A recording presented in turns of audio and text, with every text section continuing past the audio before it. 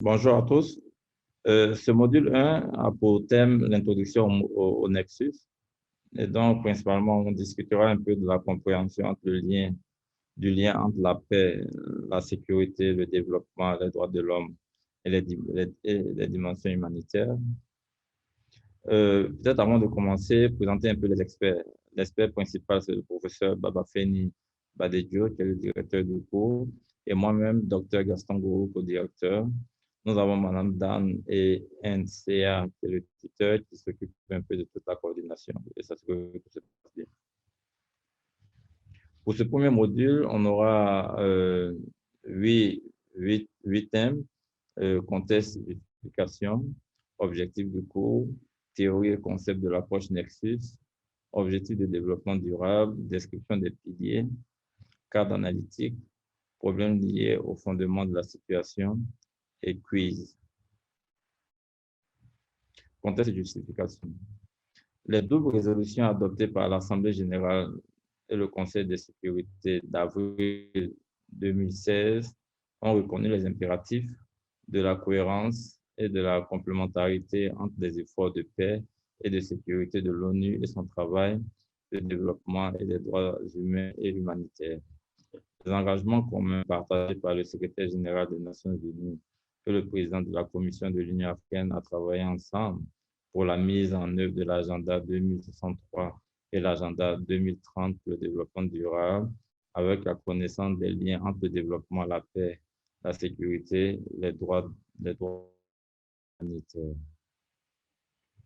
Le deuxième élément, le manque de compréhension suffisante et d'application en théorie politique.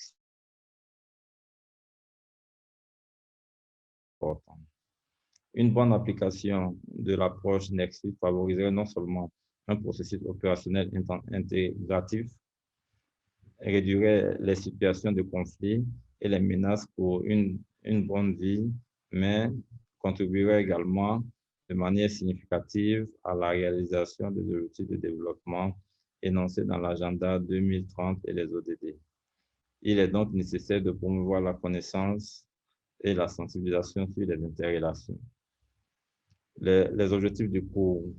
Principalement, le cours vise à renforcer la capacité des décideurs africains en conception et en mise en œuvre des politiques qui favorisent le lien entre la paix, la sécurité, les droits de l'homme, les affaires humanitaires et le développement humanitaire pour une mise en œuvre accélérée des objectifs de développement durable. Deuxième objectif principal, promouvoir des approches synergiques, complémentaires et intégrées dans la mise en œuvre d'interventions portant sur les 4 piliers afin de contribuer à des solutions efficaces et durables aux conflits, à l'insécurité et à d'autres menaces pour l'humanité en Afrique et la promotion des ODD. C'était le concept du Nexus. Le thème Nexus qui dérive du mot latin nectar, qui signifie et de transformation dans son sens et dans son appellation.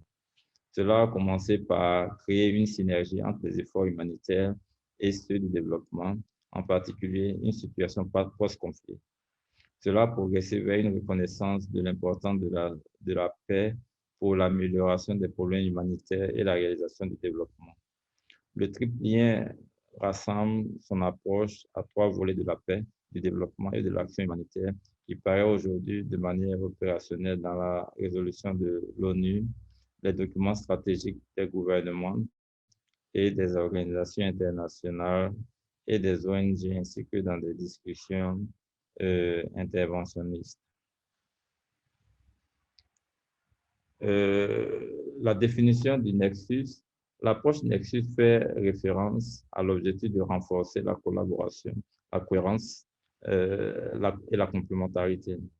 L'approche cherche à capitaliser sur les avantages comparatifs de chaque pilier dans la mesure de leur pertinence dans le contexte spécifique afin de réduire la vulnérabilité globale et le nombre de besoins non satisfaits, renforcer les capacités de gestion des risques et s'attaquer aux causes profondes des conflits. Le sommet humanitaire mondial de 2016 a énoncé les principes des nouvelles méthodes de travail. En principe et en pratique, les théoriciens du lien recherchent une triple victoire à l'aide de l'aide humanitaire appliquée au développement afin de construire la paix. Théorie et pratique du Nexus. Le concept du lien met l'accent sur l'importance de, de comprendre les connexions, les synergies et les compromis. S'il est bien mis en œuvre, il pourrait réduire les surprises négatives et promouvoir une planification, une gestion et une gouvernance intégrée dans la réalisation des objectifs des objectifs de développement durable. L'approche Nexus aide à découvrir les synergies et les co-bénéfices, à détecter et à minimiser les compromis néfastes, à aider à identifier les conséquences inattendues, à rassembler les acteurs impliqués et dans différents secteurs. L'approche Nexus peut promouvoir la collaboration, la coopération, la coordination et la cohérence des politiques pour une gouvernance et une gestion efficace. Ce qui est important dans ce cours est le passage d'un triple lien à un quadruple lien vers sécurité, développement, droits de l'homme et affaires humanitaires. Le but est d'opérer pour l'avancement de la société sur la base d'un quadruple nexus, réaliser, voire accélérer les efforts vers la réalisation des agendas 2030 et 2063.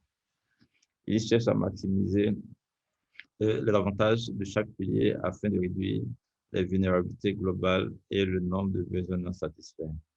Nous adopterons une approche d'interconnexion quadruple qui, pour intégrer les 4 piliers dans les problèmes de base situationnels qui sont nécessaires à un état opérationnel optimal. Défi dans la mise en œuvre de l'approche interconnexion. Coût général des ressources supplémentaires. La crainte que le ménage des activités et le mélange d'activités humanitaires de paix et de développement ne polarise l'humanitaire et ne nie les principes humanitaires. Absence de mise en place systématique de cette nouvelle façon de travailler. Le financement de la sécurité est difficile car les donateurs financent rarement des projets annuels qui correspondent aux liens. Manque de compréhension commune et convenue des problèmes de connexion et par extension de la conceptualisation. Manque d'engagement de la société civile. Objectif de développement durable. Les complexités croissantes des défis mondiaux menacent l'augmentation explosive de la population humaine, pauvreté, accès limité aux soins de santé et aux autres besoins critiques, problèmes sociopolitiques, économiques et environnementaux, y compris la conservation de l'environnement et le changement climatique, ont nécessité la réflexion sur un ensemble de visions appelées les objectifs de développement durable. L'agenda 2030 comprend 17 objectifs de développement durable qui sont intégrés et se renforcent mutuellement. Le Programme mondial pour le développement durable vise à mettre fin à la pauvreté, à protéger la planète et à assurer la paix et la prospérité durable d'ici 2030. Les 17 objectifs abordent des questions relatives aux 4 piliers de la paix, de la sécurité, du développement, des droits de l'homme et de l'humanité en Afrique. L'agenda 2030 reconnaît la nécessité de reconstruire des sociétés pacifiques, justes, inclusives, qui offrent un accès égal à la justice, basé sur le respect des droits de l'homme, un état de droit efficace et une bonne gouvernance à tous les niveaux sur des institutions efficaces. Le succès de l'approche situationnelle du lien nous amène à la maximisation des ODD, comme le montre le diagramme illustratif plus bas. La somme de tous les ODD est égale à la réalisation des libertés optimales qui sont essentielles pour une bonne, sinon une vie parfaite sur Terre, semblable au paradis sur Terre ou un état de plus grande liberté, comme le montre le deuxième diagramme. Le développement, description de chaque pilier, développement. Le développement vise à fournir un soutien à long terme aux pays en développement pour fournir des solutions durables pour lutter contre la pauvreté, soutenir les moyens de subsistance et fournir des services de base mettant l'accent sur ceux qui ont le plus besoin et les plus en retard. L'agenda 2030 a pour objectif pour le développement durable et les 17 ODD, l'agenda 2063 de l'Union africaine, les aspirations et les objectifs des cadres de développement de l'Union africaine et l'ONU, les rapports sur le développement humain du PNUD, le cadre pour le développement et les diverses sous-régions, le rapport sur le développement durable en Afrique, le développement humain de la prochaine frontière et anthropocène sont des instruments clés pour évaluer le pilier du développement. Les théories classiques de développement considèrent le développement dans le cadre de la croissance économique et du développement. Le développement est plus souvent conçu comme une transformation structurelle, le développement humain, le développement de la démocratie et de la gouvernance, et le développement comme du environnemental. La compréhension du développement durable continue d'évoluer avec une prise de conscience croissante de la complexité et des activités humaines et des interactions avec l'environnement. Le populaire rapport de la Commission mondiale sur l'environnement et le développement, Notre avenir à tous, considère le développement durable comme un développement qui répond aux besoins du présent sans compromettre la capacité des générations futures à répondre aux leurs. Il a ensuite transcendé la réalisation des revenus réels et l'amélioration du revenu d'éducation, l'accès aux soins de santé et à la qualité de la vie globale. Par la suite, dans les années 90, popularisé par Hardwood, le développement durable consiste à obtenir les plus grands avantages pour les humains et une utilisation plus efficace des ressources en équilibre avec l'environnement. Le développement durable s'est ensuite davantage imposé comme une réconciliation de l'économie et de l'environnement pour une nouvelle suite de développement, pour un développement durable de l'humanité. Et très critique est le fait que le développement durable doit impliquer la durabilité environnementale. Il n'y a pas de paix sans développement, il n'y a pas de développement sans paix, il n'y a pas de paix et de développement sans droits de l'homme. L'absence ou la déficience de la paix et de la sécurité, les droits de l'homme et du développement conduit à une crise humanitaire. Les interventions humanitaires visent à renforcer la résilience, sont liées au développement, évitent les tensions et les conflits, garantissent ainsi l'aspect des droits de l'homme, le respect des droits de l'homme. Deuxième pilier, paix et sécurité. La paix et la sécurité sont de loin l'un des thèmes les plus utilisés dans le discours international. Il pourrait y avoir une paix négative ou positive. La paix négative représente l'absence de violence. La paix positive définit l'ensemble des attitudes, des institutions, des structures qui, une fois renforcées, conduiront à une société plus pacifique. La sécurité, dans la compréhension la plus complète, couvre diverses questions critiques telles que la sécurité individuelle, la sécurité collective de groupe, la sécurité nationale, réponse aux menaces internes et externes à la sécurité sociale, politique, économique, juridique, judiciaire, alimentaire, financière, sanitaire, humanitaire et sécurité environnementale. La conception de la sécurité comme sécurité humaine donne à la sécurité une dimension humanitaire et développementale. La sécurité engage également un lien entre les droits de l'homme en ce qui concerne les valeurs fondamentales des droits de l'homme comme, comme la liberté et le développement. La sécurité concerne les personnes et moins le territoire. La sécurité concerne davantage le développement et moins les armes.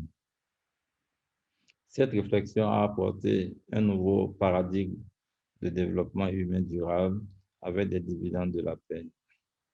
La sécurité implique également d'être à l'abri de la peur et du besoin sur un certain nombre d'aspects de la vie quotidienne et de la vie humaine.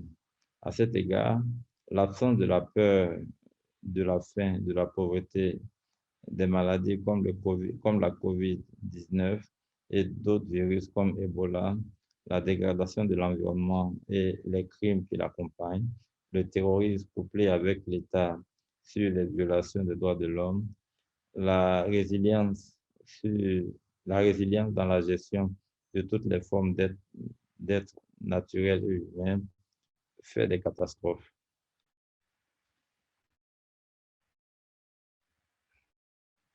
Kofi Annan, ancien secrétaire général de l'ONU, a considéré le droit à l'abri du besoin, le droit à l'abri de la peur et le droit des générations futures d'hériter d'une planète saine comme des éléments de la sécurité humaine.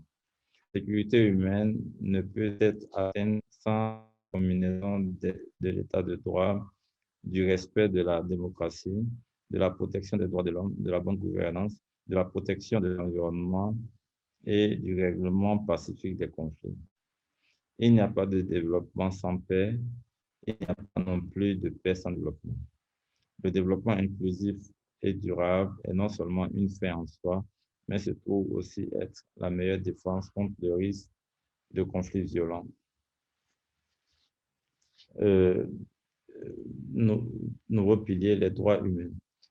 Les droits de l'homme sont au cœur du droit international et des relations internationales, représentant les valeurs fondamentales communes à toutes les cultures, à respecter par tous les pays. Les droits de l'homme sont donc des droits fondamentaux inaliénables auxquels les individus sont intrinsèquement ont droit simplement parce qu'ils sont des êtres humains.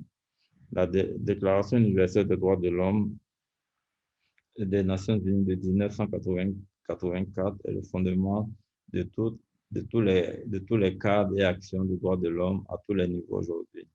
Malgré l'existence de cadres internationaux et régionaux pour les droits de l'homme et l'état de droit, les violations des droits de l'homme ou des menaces contre les droits de l'homme sont largement signalées. Les défis posés par des États ou des institutions affaiblies ou fragiles, la corruption, la perturbation de l'état de droit, l'impunité, l'intimidation, la répression des citoyens sont sont les principaux moteurs des violations des droits humains en Afrique. Abus commis par des forces de sécurité ou les agents de l'État, liberté entravée des organisations de la société civile, des médias, problèmes liés à l'éducation et aux droits culturels, assassinats arbitraires illégaux, exécutions extrajudiciaires, disparitions forcées, liberté religieuse, politique entravée, violation des droits sexuels et sexistes, atteinte illégale aux droits de la vie privée des citoyens, menaces contre le droit de la réunion pacifique. Pilier humanitaire. Le cœur de l'humanitarisme est de sauver les vies, d'alléger les souffrances et de maintenir la dignité humaine pendant et après les crises et les catastrophes causées par l'homme, y compris celles causées par les risques naturels, ainsi que de prévenir et de renforcer la préparation lorsque de telles situations persistent. Le HCR, l'Agence des Nations Unies pour les réfugiés, a continué de signaler la crise climatique et les déplacements comme deux défis humanitaires majeurs. Les catastrophes naturelles entraînent souvent des situations où de nombreuses personnes fuient leur foyer et posent une crise de réfugiés. Le changement climatique a le potentiel d'intensifier les conflits car les gens se disputent davantage les ressources rares. Le pilier humanitaire est considéré à partir des facteurs environnementaux et induits par l'homme, comme ils sont finalement liés à des conflits et aux menaces pour la sécurité humaine, la liberté et le développement. La réduction des risques de catastrophes et le renforcement de la résilience doivent être de plus en plus exhaustés comme antidote. Les principes fondamentaux du pilier humanitaire comprennent humanité, neutralité, impartialité et indépendance. Il existe des réseaux d'interconnexion entre les questions humanitaires et les autres piliers de cette étude. Développement, paix, sécurité et droits de l'homme. Par exemple, un fardeau humanitaire peut survenir parallèlement aux violations des droits de l'homme.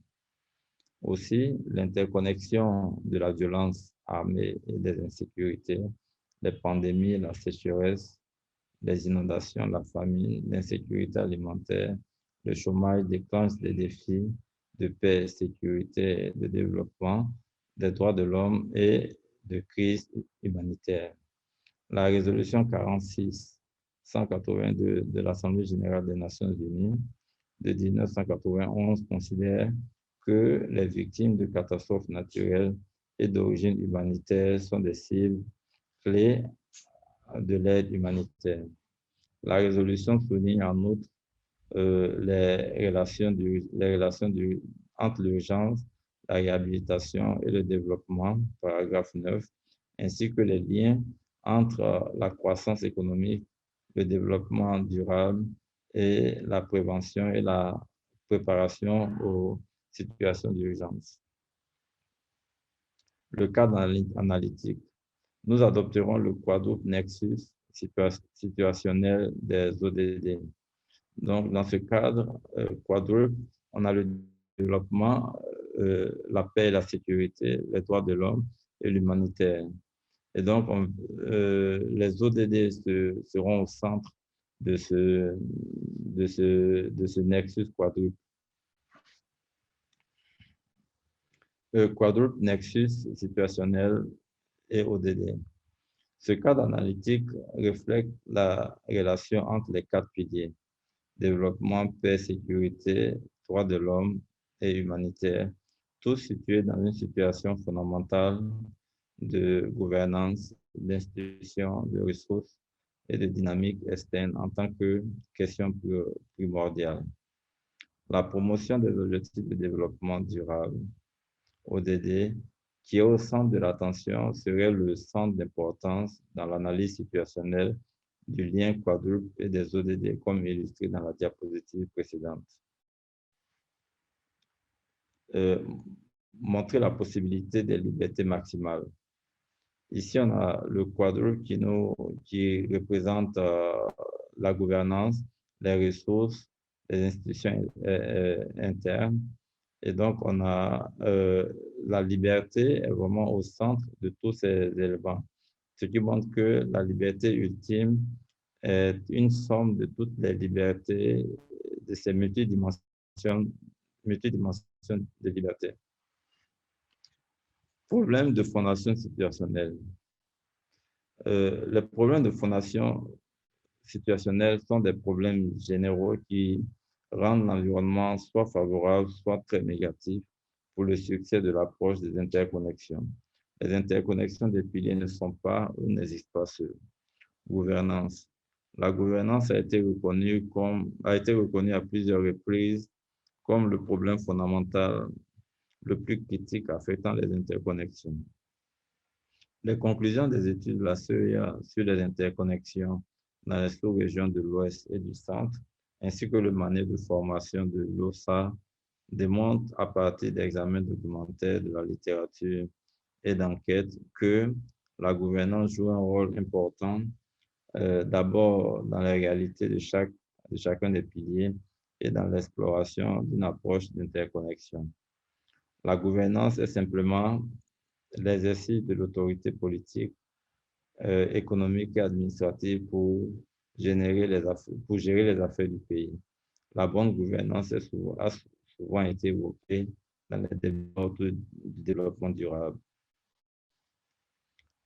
Problème de fondation situationnelle.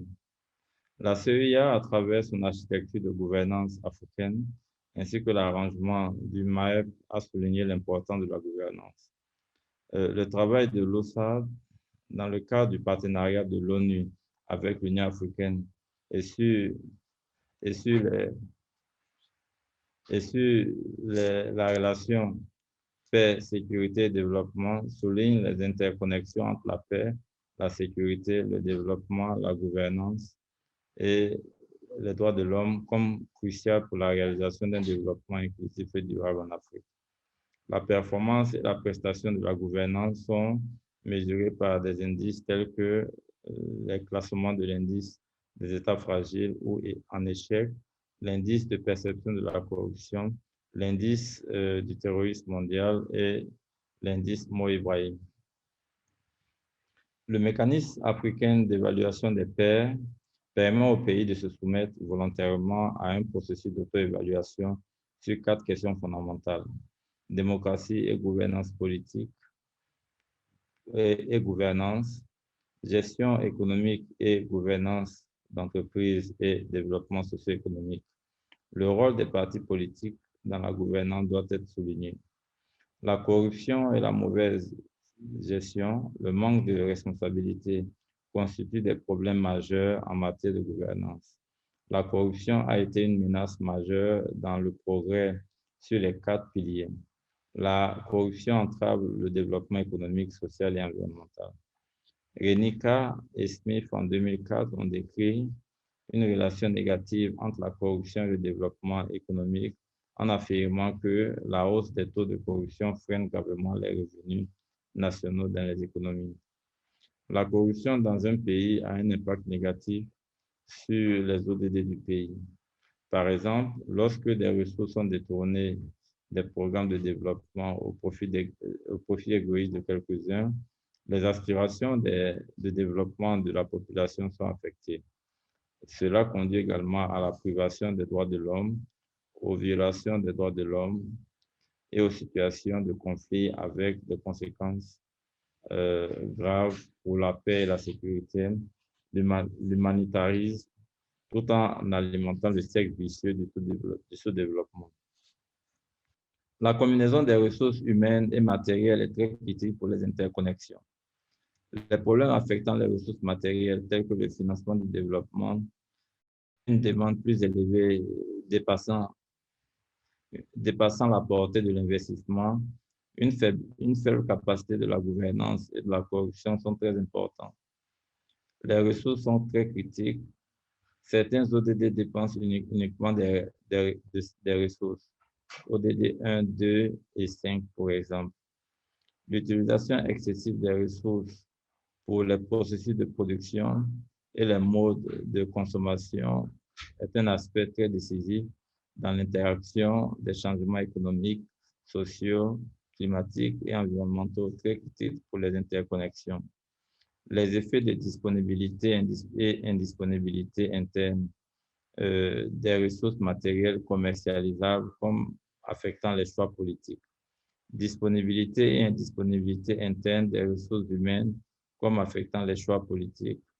Possibilité de financement interne et externe. Relier ces questions de ressources avec d'autres domaines politiques comme la politique économique, financière, fiscale ou industrielle, avec plus d'intensité sur la question des ressources dans le processus de mise en œuvre des ODD favorisera le bien social et le développement durable. Dynamique externe, impact de l'influence et des intérêts externes. Nous ne pouvons pas considérer le problème de fondation situationnelle sans considérer la place des influences externes sous la forme de vestiges coloniaux ou du réseau criminel ou terroriste avec des liens externes forts. L'autre influence internationale vient de l'Union européenne, des États-Unis et de la Chine. Ces questions doivent être prises en compte dans le calcul concernant les plans stratégiques ou opérationnels qui cherchent à tirer le meilleur parti d'une approche synergique à 4 piliers pour soutenir la prestation. Institutions. La mise en œuvre au niveau national des interconnexions des 4 piliers du développement, de la paix et de la sécurité, des droits de l'homme et de l'humanitarisme dépend beaucoup du niveau d'engagement au niveau du gouvernement et des institutions. Les capacités institutionnelles et la pertinence et le fonctionnement de ces arrangements institutionnels sont très critiques. Les principales fonctions attribuées aux institutions sont la facilitation de l'action collective et la réduction des coûts de transaction. La simple mise en place des institutions ne suffit pas. La perception du public quant à leur crédibilité compte également beaucoup. Le renforcement des capacités pour le développement et l'efficacité du leadership est un rôle très important, est un rôle très critique des institutions. Nous examinerons ces institutions, institutions publiques, OSC, institutions religieuses et secteur privé, et comment elles peuvent soutenir les progrès dans le travail pour les interconnexions. Des questions, vous pouvez nous rejoindre aux adresses e-mail suivantes. Je vous remercie.